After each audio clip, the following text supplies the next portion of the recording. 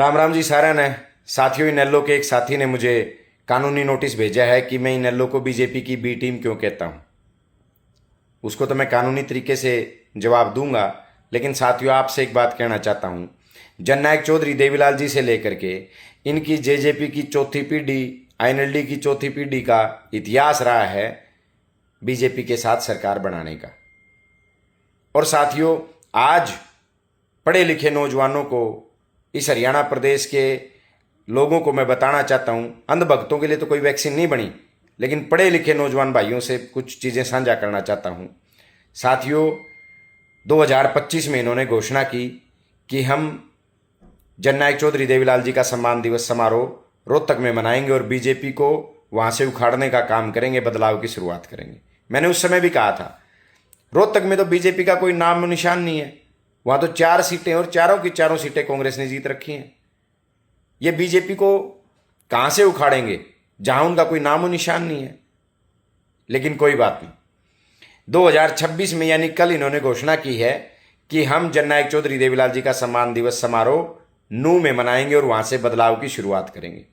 अब नू में भी 3 विधानसभा की सीटें हैं और तीनों की तीनों कांग्रेस जीती हुई है, वहां भी बीजेपी का कोई नामो निशान नहीं है। तो ये किसको उखाड़ने की बात कर रहे हैं साथियों? ये लोग जिनकी सुबह कांग्रेस की बुराई से शुरू होती है और कांग्रेस की बुराई पे इनकी शाम डल जाती है। ये लोग जहां कांग्रेस की जड़ें मजबूत हैं वहां जाकर के कांग्रेस की बुराई करके कांग्रेस को नुकसान पहुंचाना चाहते हैं और बीजेपी को इनडायरेक्ट फायदा पहुंचाना चाहते हैं। इसके अलावा साथियों दूसरा उदाहरण भी आपको देता हूं।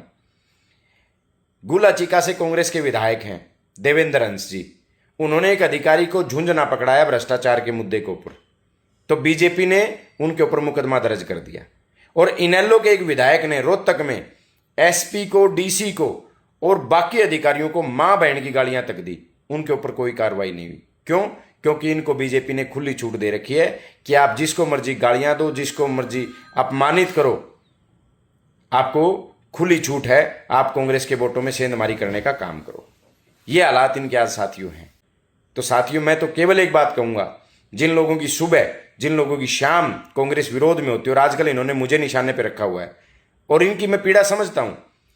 ये सोचते थे कि जस्सी पेटवाड़ इनकी दरी बिछाएगा, इनकी दरी बिछाने के लिए पैदा हुआ है और नारनौंद के लोगों ने, कांग्रेस पार्टी ने मुझे टिकट दिया, नारनौंद के लोगों ने मुझे विधानसभा भेज दिया, तो इनको सहन कैसे होगा।